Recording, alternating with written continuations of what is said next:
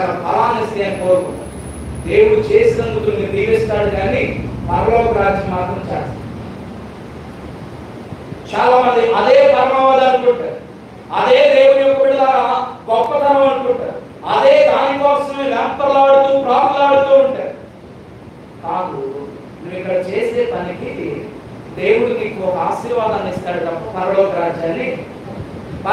రాజ్యాన్ని ఇవ్వాలి అంటే నీవు పరలోక రాజ్యపు విలువలతో దేవుడే సర్వాధికారి, దేవుడే ఆయన గొర్రె పిల్లైన యేసయ్యే ఆయన దేవాలయం అయి ఉన్నాడు కనుక ఆ దేవాలయంలో నేను ఉండాలి అంటే నా హృదయం అనే దేవాలయాన్ని, నా శరీరం అనే దేవాలయాన్ని నేను చేయాలి, జాగ్రత్తగా నిలబెట్టుకోవాలనే మనస్సు కలిగి రాజ్యపు విలువలతో, రాజ్య సంబంధంగా మంచి విత్తనాలతో, మంచి వాక్యములతో, మంచి సహవాసంతో, మంచి నడిపింపులు, మంచి వాక్యపు విలువ, మంచి వాక్యానుసారమైన బోధనలో ఉండగలిగినప్పుడే ఆ సర్వాధికారియకు దేవుని యొక్క ఆలయంలో ఉండగలిగే హృదయాన్ని, జీవితాన్ని నువ్వు సంపాదించుకోగలుగుతావు. లేకపోతే దేవుని యొక్క బిడ్డలారా ఎన్ని లోక సంబంధమైనటువంటి పరిచర్యలు. అందుకే మార్తని మరియు ఏమన్నాడు ప్రభు, మార్తమా ఆకుని మాత్రం పరిచర్యలు. ఎప్పుడు చూసినా నాకు వండి పెట్టాలి అంటావు, నేను పెట్టే తెరవాలి. నాకు రాయబడలేదు కానీ ఆలోచన చేస్తే చాలా మంది దేవుని దగ్గర యెహోవా సంబంధమైన వాటిని అడ్డం పెట్టి ఏదో మెప్పు పొందాలనుకున్నారు. కుదరదు. ఎవరన్నా కుదిరిందని చెప్తే కనుక వాళ్ళకి వెళ్ళి చెప్పండి, మా పాస్టర్ గారు కుదరదు అంటున్నాడు. కుదరదు అంటే నువ్వు భౌతిక సంబంధమైంది దేని అడ్డం పెట్టుకొని పరలోక రాజ్యాన్ని, దేవుని రాజ్యాన్ని చాలంటే కుదరదు. ఇది నెక్కచ్చిపోదా. ఎవరు అంగీకరించబడిన దేవుని సేవకుడిగా ప్రభువు పేరిట సెలవిస్తున్నాను. భౌతిక సంబంధమైన ఏది కూడా కేవలం అందులో నీ నమ్మకత్వాన్ని, నీ మంచితనాన్ని, నీ దేవుని ప్రేమను చూస్తాడే తప్ప అది నిన్ను పరలోక రాజ్యానికి అయితే మాత్రం. కాబట్టి దేవుని యొక్క సన్నిధిలో దేవుని యొక్క బిడ్డ మరి అట్లని ఈ దేవాలయానికి ఎక్కువ ప్రాముఖ్యత ఎందుకంటే అంటారు సముద్రం ఐక్యత కలిగి ఉంట ఎంత మీరు ఐక్యత అవసరం, కూడుకునే స్థలం అవసరం.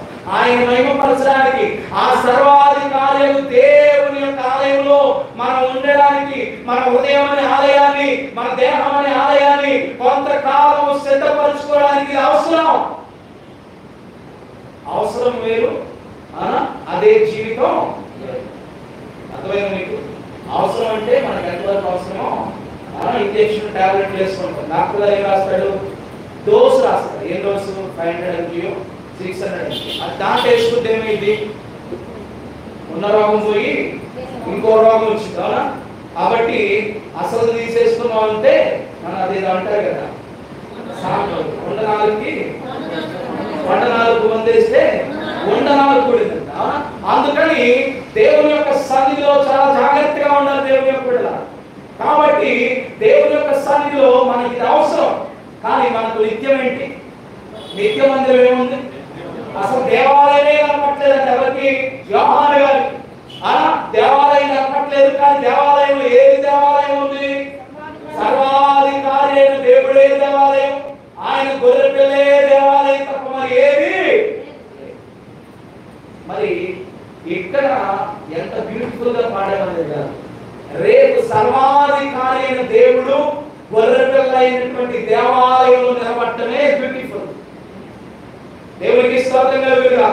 కాబట్టి దేవాలయం ఏమీ కూడా లేదు అంటే భౌతిక సంబంధమైంది, కేవలము ఆత్మ సంబంధమైన దానిలో చేరుట కొరకు మనం వాడుకునేటువంటి ఒక పాత్ర మాత్రమే. అందుకని దీనికోసం కష్టపడి ప్రభు ఉన్న మాటలు ఇస్తాడంటే నీ హృదయం అనే దేవాలయం కోసం కష్టపడు, నీ దేహం అనే ఆలయం కోసం కష్టపడు. రేపు ఆ ప్రభు సర్వాధికారులకు గొర్రె పిల్ల బంధనం కోసం ఏం చేస్తావు? కష్టపడటం నేర్చుకో. దానికోసం కష్టపడాలంటే ఏం చేస్తుంది? నిత్యం మోకాళ్ళ మీద ఉండాలి, నిత్యం వాక్య ధ్యానం ఉండాలి, నిరంతరం మదిలో ప్రభు ఉండాలి. పనిలోను ఉనికిలోను ప్రతి విషయంలోనూ పరిగెత్తుతున్నా, కూర్చున్నా, లేస్తున్నా, నడిచినా, ఏమైనా సరే ఎలా ఉండాలో తెలుసా?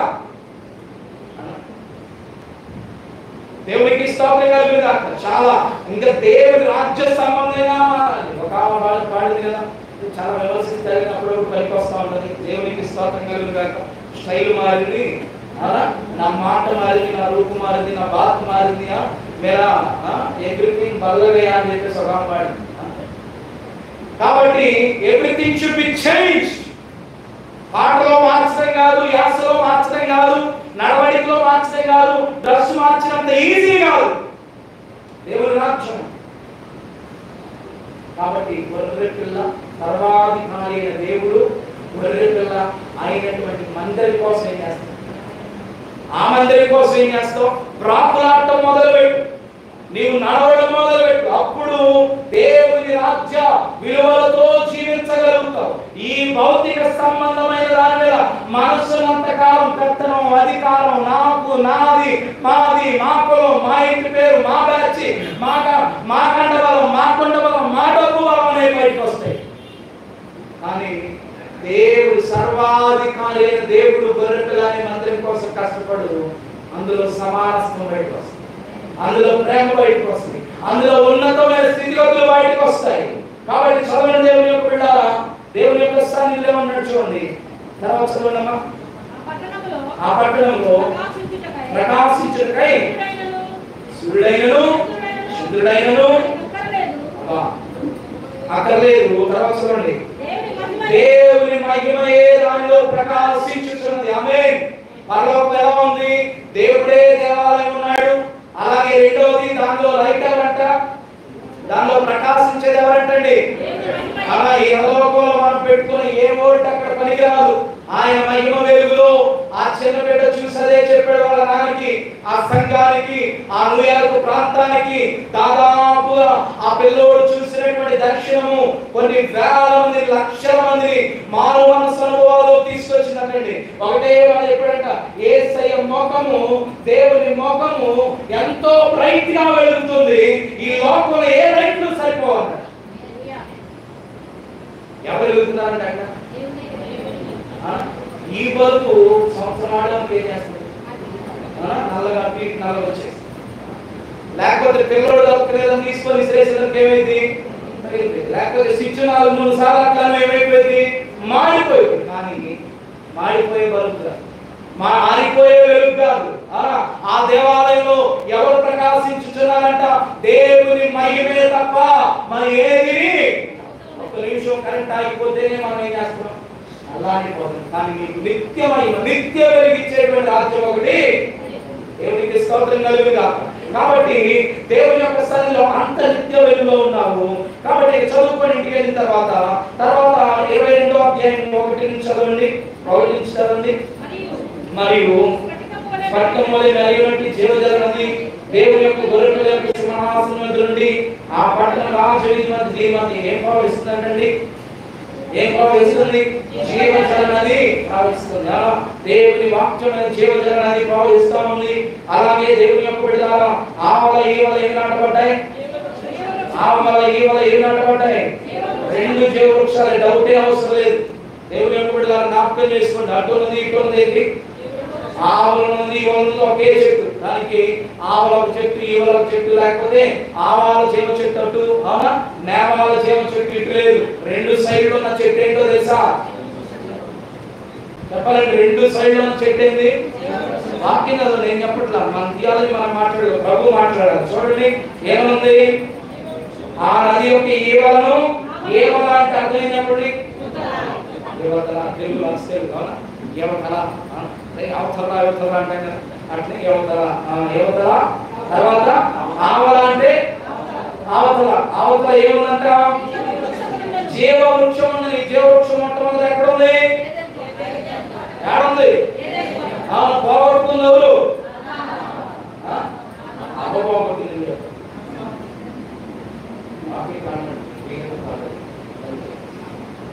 పౌలు గారే చెప్పాడు, మొదట తండ్రి తప్పు చేయలేదు కానీ మొదట కమ్యూనికేషన్. అది నేను చెప్పట్లేదు, వాక్యం. అమ్మ ప్రేమకు ముగ్ధుడైపోయేమైపోయాడు తండ్రి. సాయంత్రానికి అమ్మ పెట్టదు, నీకేం చేస్తా ఏ అమ్మ పంపించి తినపోయావా అంది అనేసరికి ఏం జరిగింది? సరే తెల్లా దేవుడు సాయంత్రం ఎప్పుడో ఒకసారి వస్తాడు, లెగితే పక్కన ఉండేది నువ్వేగా తెల్ల అని చెప్పి ఏం చేశాడు? సరే ఈ పని చెప్పి ఒక ముక్కు కొరికాడు పాపం. తన మొత్తానికి ఏం చేసింది? పోయేది పోక అయ్యగారిని కూడా ఏం చేసింది? సమస్యలండి దేశంలో కానీ ప్రపంచంలో కానీ ప్రపంచ యుద్ధాలు జరిగింది ఎవరో మిమ్మల్ని ఏమంటారు ఈరోజు ఎందుకు పోడుతుందంటే ఫాదర్స్ డే కాబట్టి ఫాదర్స్ పోతుంది. దేవునికి స్తోత్రం కలుగుతుంది. హ్యాపీ ఫాదర్స్ డే అండి పురుషులందరికీ. కాబట్టి దేవుని యొక్క సన్నిధిలో దేవుని యొక్క బిడ్డలారా, కాబట్టి ఈవల ఆవల జీవవృక్షం ఉన్నది. ఆ జీవవృక్షము మంచి చెడు వృక్ష ఫలాన్ని రెండింటిని ఏదైనా తోటలో ప్రభు వేసి నా బిడ్డలు నా మాట వింటే ఆధ్యాత్మికం చేయకుండా ఉంటే మొదట మంచి చెడు జ్ఞానం ఇచ్చి రెండవదిగా జీవవృక్ష ఫలాలు ఇచ్చి నాలాగా జ్ఞానంతో నా పోలిక నా సారూప్యం ఇచ్చాను. అలాగే నా జ్ఞానము నా సమస్తము నా జీవము నా బిడ్డలకి ఇచ్చి శాశ్వతంగా జీవింపజేయాలని ఏదైనా తోటలో వేస్తే అందుబాటులో పక్కన పెడితే దగ్గరున్నప్పుడు విలువ లేదు కదా మనకి. హల్లెలూయా. అంతేనా? పాచికాయ వచ్చే ఇప్పుడు చెప్పారండి ఆత్మీయ పత్రిక కన్నా విలువ ఉంటుందేమో కానీ దేవుడు ఇచ్చిన ఆత్మ సంబంధమైన వారికి ఏమన్నా ఒక్కోసారి విలువ తండ్రి విలువ పోయినప్పుడు తెలిసి, అమ్మ విలువ పోయినప్పుడు తెలిసింది, భర్త విలువ పోయినప్పుడు తెలిసింది, భార్య విలువ పోయినప్పుడు తెలిసింది. దేవునికి స్తోత్రం. మా ఊర్లో కావులు దేవుని యొక్క బిడ్డల భర్త బతుకున్నంతకాలం సావరాదు సావరాదు సావరాదు ఆయన అనుకోండి. మీరు పిల్లలిద్దరు కుమార్తెలు ఉంటే దేవుని యొక్క బిడ్డలా ఆడకూడ నేర్పిస్తుంది. నీ నాన్న దేవి పలికాడు సావమని చెప్పడం అంటే వాడు కూడా అంటే సావరాదు నాన్న సావరాదు నాన్న అన్నాడు. పాపం దేవుని యొక్క బిడ్డల తాటికి అనుకుంటే యాక్సిడెంట్ అయ్యి తెచ్చిపోయాడు. మనం మేము ప్రార్థన చేయడానికి అయితే అన్నయ్య ఆయన లేదా నేను ఎప్పుడు బతికేది అన్నయ్య మరి ఎందుకన్నా సాగు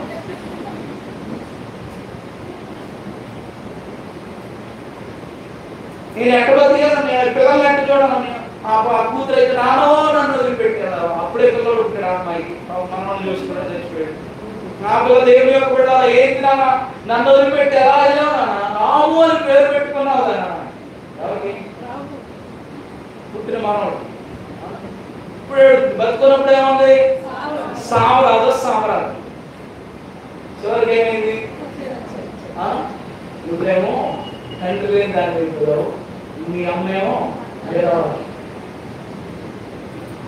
అందుకని దేవుని యొక్క బిడ్డలారా ఇప్పుడు దేవుని యొక్క సన్నిధిలో ఈ తండ్రి ఇచ్చినటువంటి ఫలాన్ని పోగొట్టుకొని ఆ జీవవృక్ష ఫలాలు ఉన్నప్పుడు వాల్యూ తెలియక పోయిన తర్వాత అంటే అంటారు కదా ఆ చేతులు కాలిన తర్వాత ఆకులు పట్టుకుంటే ఈరోజు క్రైస్తవ సంఘాల్లో జరుగుతున్న పరిస్థితి. మాకు చేతులన్నా కానివ్వండి, మాకు మా శరీరం కానివ్వండి, రేపు అవసరమైతే మేము నరకంలో పడతామండి. మాస్టర్ గారు మాత్రం మంచి చెప్పకూడదు, క్రమం మాత్రం ఉండకూడదు, దేవుని క్రమంలో ఉండకూడదు, మాకు ఇష్టానుసారంగా నడుస్తాం, వాక్యానుసారంగా ఉంటాం అనేటువంటి పరిస్థితులు మేమన్నట్లు మౌనం చాలా మంచి కాబట్టి దేవుని యొక్క సన్నిధిలో ఆవల ఏవల జీవవృక్ష ఫలాలు ఉంటే అవి దగ్గరగా ప్రక్కనే మనతో పాటు ఉన్నప్పుడు వాల్యూ తెలియదని ఏం చేసాం? పాపం చేసి పోగొట్టుకున్నారు. అవి తీసుకెళ్ళి ఎక్కడ నాటబెట్టారు. దేవునికి స్తోత్రం. కాబట్టి యువతల అవతల రెండు వైపులు ఏమున్నాయి? జీవవృక్ష ఫలాలే కానీ 3-4 జీవవృక్ష ఫలాలు లేవు, 5-6 జీవవృక్ష ఫలాలు లేవు. జీవం ఇచ్చేవాడు దేవుడు ఒక్కడే, ఆ ఇచ్చే జీవవృక్షం ఒకటే, దాని ఫలం ఒకటే. దేవుని యొక్క సన్నిధిలో పరలోకంలో ఇది ఉంది. పరలోకంలో ఏముంది? జీవజల నది ఉంది. దేవుడి ఆలయమై ఉన్నాడు. రెండవది దేవుని యొక్క ఆయన మహిమే ప్రకాశించుతున్నది. మూడవది ఆయన యొక్క దేవుని యొక్క బిడ్డలు ఏమైంది? ఆయనే జీవజలని ప్రవహింపజేస్తున్నాడు సింహాసనం యొద్ద నుండి. అలాగే నాలుగవది జీవవృక్ష ఫలాలు చెట్లు కూడా ఉన్నాయి. తర్వాత చదవండి ఏముంది దేవుని యొక్క బిడ్డలు? అది నెల నెలకు ఫలించుచు 12 కాపులు కానీ జీవవృక్ష ఫలాలు నిరంతరం ఫలమేనండి. హల్లెలూయా. పరలోక రాజ్యం ఏముంది అర్థమవుతుందా? పరలోక రాజ్యం ఎలా ఉందో అర్థమవుతుందా? ఒకటి, దేవుడే ఆలయమై ఉన్నాడు. రెండవది, దేవుడే మహిమ ప్రకాశమై ఉన్నాడు. దేవుడే వెలుగై ఉన్నాడు. మూడవది, దేవుని యొక్క జీవజల నది ఉంది. నాలుగవది, దేవుని యొక్క జీవవృక్ష ఫలం ఉంది. ఆ ఫలాలు ఎలా ఉన్నాయంట? నెల నెలా కాస్తాం. ఇది పారిపోయే ఎండిపోయే జీవనాన్ని అది కాదు. అలాగే ఆ కాపు ఆగిపోయే ఫలాలు. కాబట్టి అంటే దాని అర్థం ఏంటి? నిత్యము నువ్వు దేవుని రాజ్యంలో ఉంటావు, పోషి వెలిగించబడతావు, ఆయన సన్నిధిలో సంపూర్ణ ఆశీర్వాదకరంగా ఉంటావు. ఉన్న నీవు జీవజలంతో తృప్తి దాహం తీర్చబడుతూ జీవ ఫలాలతో సంతృప్తి చెందుతూ శాశ్వతత్వంలో నుండి శాశ్వతత్వం వరకు నువ్వు జీవిస్తావు. దేవుడికి స్తోత్రం కలుగుతావు. ఇది ఫైనల్ రోమా పత్రిక ఒక 5 నిమిషాలు దయచేసి ముగించుకుందాం. ఒక 5 నిమిషాలు తీసుకుంటారా సంపూర్ణమైపోతుంది. లేకపోతే మళ్ళీ నెక్స్ట్ వీక్ దాన్ని పొడిగించాల్సి వచ్చింది. కాబట్టి ఈ సమయం ముందు అయితే ఇంటి మహిమ రాజ్యం, ఇంత విలువైన ఇంత మహిమ కలిగిన రాజ్యంలో మనం ఉండాలంటే మనం ఏం చేయాలో ఒక 21 సంగతులు ఉన్నట్టు నేను చూద్దాము. అవన్నీ చెప్పుకొని సాయంత్రం 4 కూర్చున్నాము. దేవునికి స్తోత్రం. హల్లెలూయా. అలా కూర్చున్నాం కదా.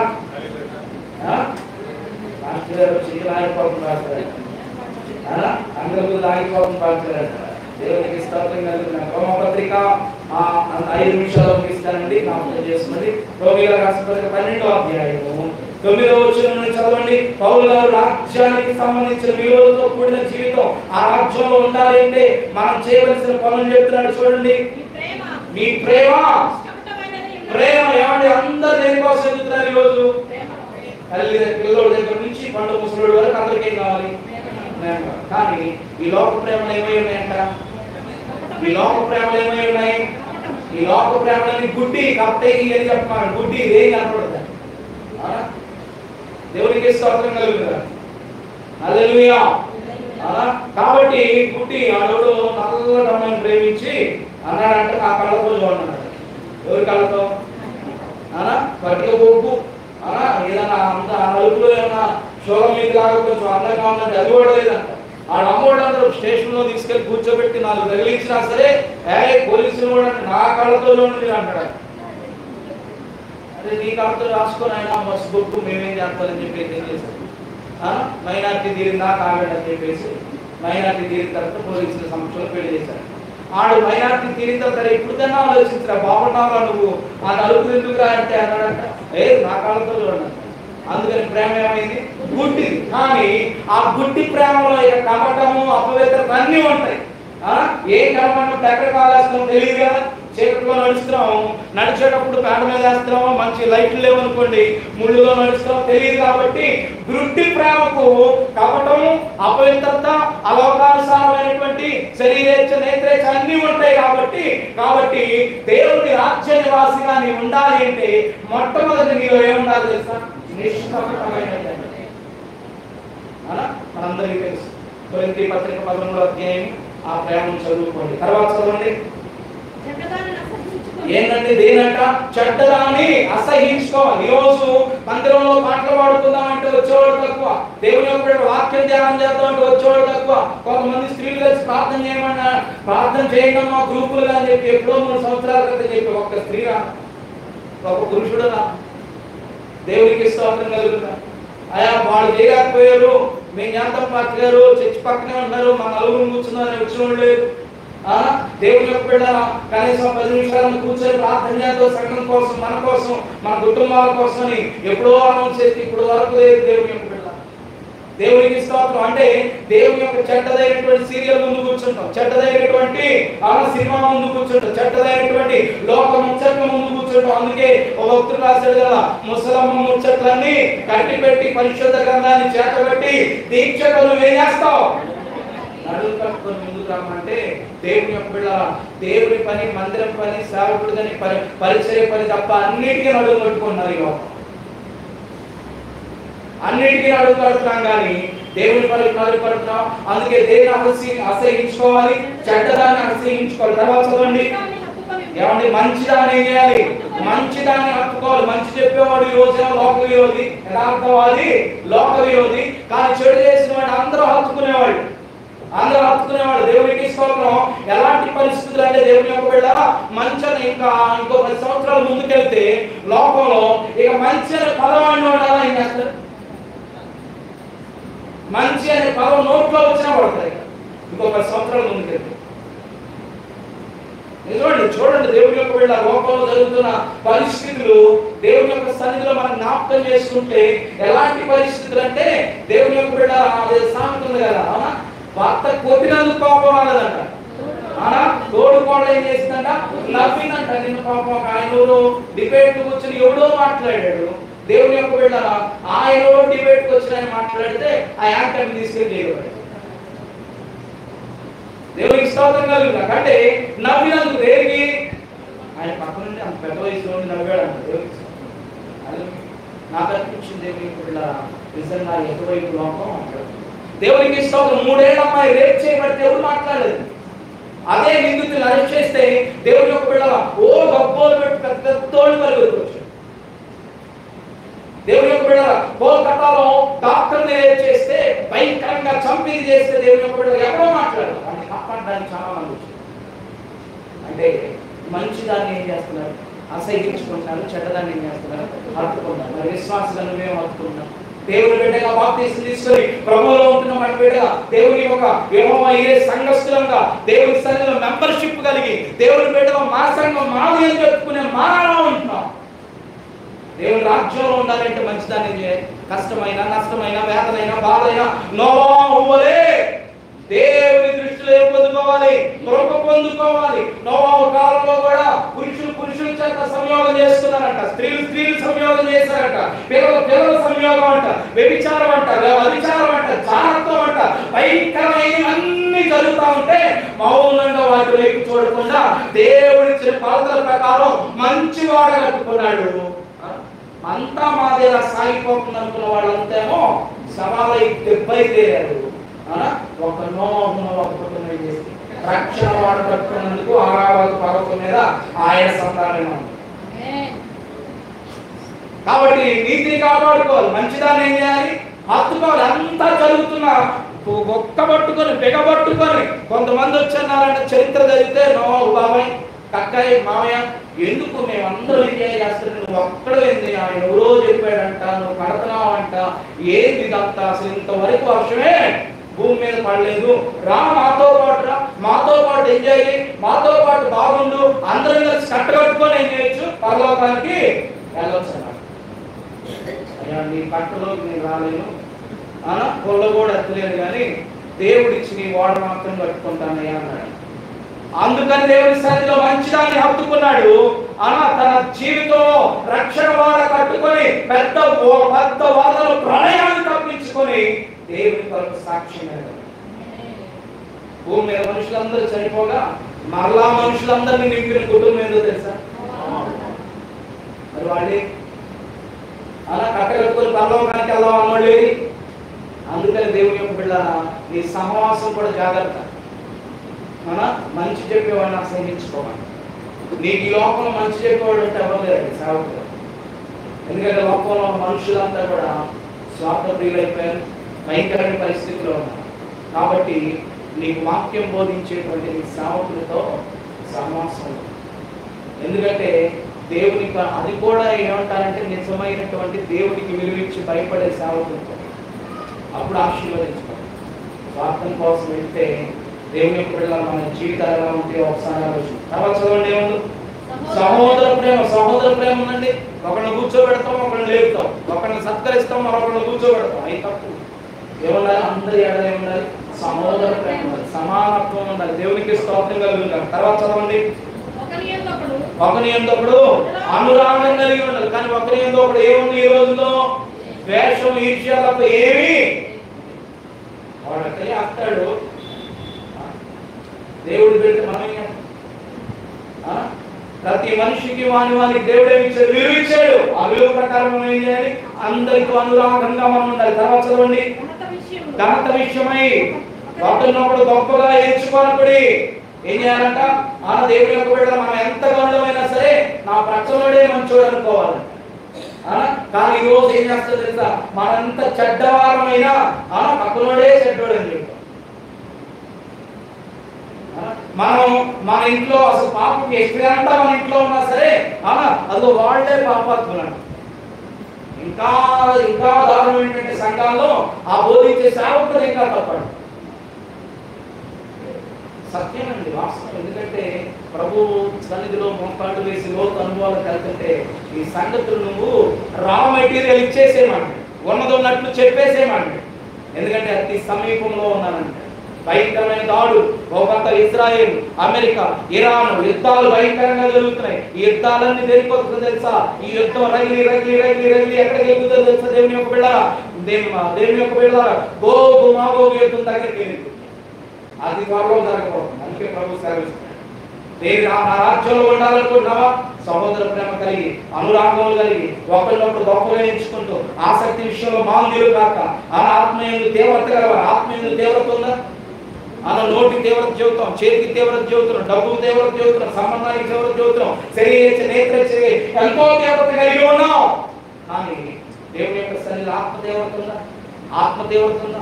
ఆత్మ తీవ్రత రావాలంటే వాక్యం నీలో ఉండాలి, ప్రార్థన నీలో ఉండాలి, సహవాసం నీలో ఉండాలి. దేవుని యొక్క బిడ్డ, దేవుని యొక్క సన్నిధిలో ఎలాంటి పరిస్థితులు అంటే ఈరోజు ఆత్మ తీవ్రత కార్యాలయం చేద్దామంటే దేవుని యొక్క బిడ్డల ప్రతిదానికి ఆమె ప్రేరేపించారు. దేవుని యొక్క బిడ్డ పెడదామంటే దేవుని యొక్క బిడ్డ దానికి రకరకాలైనటువంటి ఆటంకాలు. ఎందుకంటే దేవుని యొక్క సన్నిధిలో ఆత్మ తీవ్రత ఉన్నోడైతే ఈ కార్యాలన్నీ. కాబట్టి ఆత్మ చేసుకో. ఇది మనకు ఆశీర్వాదకరంగా చేసుకున్నావా, శిక్షణ చేసుకున్నావా, పరిశీలన చేసుకున్నాం. తర్వాత దేవుని యొక్క బిడ్డ ఏమండి, నిరీక్షణ కలవాలి, సంతోషించు, శ్రమ ఎందు ఓర్పు కలవాలి, ప్రార్థన ఎందు పట్టుదల కలవాలి. దేవుని యొక్క బిడ్డ నిరీక్షణ ఉందా నీతో? సంతోషం ఉందా నీలో? శ్రమ ఎందు ఓర్పు ఉందా నీలో? ప్రార్థన ఎందు పట్టుదల ఉందండి. ప్రార్థన ఎందు పట్టుదల కలిగి ఉన్నావా? పరిశుద్ధుల అవసరాలు పాలుపంపులు పొందుతున్నావా? పరిశుద్ధుల అవసరాలు తీర్చబడుతున్నావా? దేవుడికి స్తోత్రం కలుగుగాక. వచ్చాడంటే కాను కోసం నెల అయిందిగా వచ్చాడులే, ఏదో పెట్టాలి అని చెప్పేసి మొహం విరుచుకొని చేతులు విరుచుకుంటూ పెడతా ఉన్నాం. జాగ్రత్త. పరిశుద్ధుల అవసరాలు ఏం చేయాలంట? పరిశుద్ధుల అవసరాలు పాలు పంపులు పొందు. నా కోసం కాదు, లేకపోతే ఎవరి కోసం కాదు. దేవుని ఆశీర్వాదం పొందాలి అంటే నీవు పరిశుద్ధుల అవసరాలు ఏం చేయాలి? పౌలు గారికి ఫిలిప్పి ఆ రోజు సంఘాలు ఏం చేసి, ఆ రోజు కొన్ని సంఘాలు పౌలు గారు వేరే ప్రాంతంలో సువార్త చెప్తా ఉంటే ఆయన అవసరాన్ని చెప్పగానే ఆ రోజు ఫోన్లు ఈమెయిల్స్ లేవండి. ఆ రోజు ఎవరి ద్వారానో సందేశం పంపిస్తే కానుకంతా పోగు చేసి తీసుకెళ్ళాలి. దేవునికి ఇస్తాం. మనం ఈరోజు ఏం చేస్తాం అంటే అవసరానికంటే కూడా నాకు నచ్చినోడాలి. కాబట్టి దేవుని అవన్నీ స్వార్థపడుతుంది. అందుకని పరిశుద్ధ అవసరాలు కనిపెట్టాలి. కనిపెట్టగలిగే ఇదిగా దేవుని యొక్క బిడ్డ కాదండి, మాకు నచ్చదండి, మాకు నచ్చరండి, మేము సహాయం చేయమండి, మేము కానుక ఇవ్వండి, మేము ప్రార్థన చేయించుకోమండి అంటే ఓ దేవునికి స్తోత్రం, నో ప్రాబ్లం. దేవుని యొక్క బిడ్డ నీ కొరకు ఇంట్లో కూడా ప్రార్థన చేస్తా, నేను నీ దీవెన కొరకే ప్రార్థన చేస్తా. నేను నా దేవుని యొక్క బిడ్డ నువ్వు నశించుకోవాలని ప్రార్థన చేయి, నీ దీవెన కొరకే చేస్తా. ఎందుకో తెలుసా? నువ్వు దీవించబడాలని చేస్తా. ఆ దీవెన నువ్వు అర్థం చేసుకోలేకపోయావు అనుకోండి, ఆ దీవెన నువ్వే ఎలా మార్చుకుంటావు? నిప్పుల కొంపటిగా. కాబట్టి జాగ్రత్త. దేవునికి స్తోత్రం కలుగుగాక. ఇవన్నీ కోపంతోనో లేకపోతే దేనితోనో నాకు చేయట్లేదని చెప్పట్లేదని వాక్య విలువలతో, రాజ్యపు విలువలో, పరలోక రాజ్యంలో ఉండాలి. ఇవన్నీ తర్వాత చదవండి. తర్వాత శ్రద్ధగా ఆతిథ్యం ఇచ్చుచుండుచు మనం మిమ్మల్ని హింసించు వారిని దీవించుడి, దీవించుడి కానీ శపించవద్దు, సంతోషించు వారితో సంతోషించుడి, ఏడ్చే వారితో ఏడుడి. ఒకళ్ళు ఏడుస్తూ ఉంటే మనం సంగతి గుద్దుకుంటాం, ఒకళ్ళు సంతోషపడతా ఉంటే వాడ మన ప్రవీణ్ పగడాల గారు వాకి ఒక చోట ఒక ఇంట్లో చెట్టు నాటారు. తీస్తాను. ఒక ఇంట్లో చెట్టు నాటారంట. ఒక చెట్టుకేమో రోజు తిట్టుకుంటా నీళ్ళు పోస్తాం. ఏమవుతున్నారు? తిట్టుకుంటా చెట్టు ఏం వస్తుందంటే ఇంకో చెట్లకేమో భలే ఉన్నావు తల్లి, బాగున్నావు అని చెప్పి చక్కగా ప్రేమగా పోస్తున్నారు. నెల రోజులకి ఆ తిట్టుకుంటా పోసిన చెట్టు ఆడిపోయింది, ఎండిపోయిందంట. నీవు కూడా దేవుని యొక్క సన్నిధిలో తిట్టుకుంటా ఆరాధన చేసిన, తిట్టుకుంటా ప్రార్థన చేసిన, తిట్టుకుంటా మనసులో ఆనందిస్తూ తప్పులను చూసి ఇది చేసిన, లేనిపోయినటువంటి వాటిని గుర్తిస్తూ నువ్వు ఇది చేసుకున్నా ఆరిపోయేది నువ్వే. ఆరిపోయేది నువ్వే. ఎవరిని ఆడుకో. మనం ఆ చెట్లు ఆమె నాటుకుంది, ఆమె తిట్టుకుంది, ఆమె చెట్టు ఏమైంది? అలాంటి పరిస్థితి. కాబట్టి నీ ఆత్మీయ జీవితాన్ని పట్టుకుంటున్నావా, బలబలితం చేసుకుంటున్నావా, వాడిపోయేటట్టు చేసుకున్నాం నీ చేతిలో దేవుడు ఈ కొద్ది మాట. కాబట్టి రాజ్య నివాసులుగా మనం ఉండాలి అంటే ఏం చేయాలి? ఇవన్నీ కూడా ఇంకా 21 దాకా వచ్చే వారు చెప్తాను. దేవుడి కొద్ది మాటలు దీవించిన కాక ఆమేన్.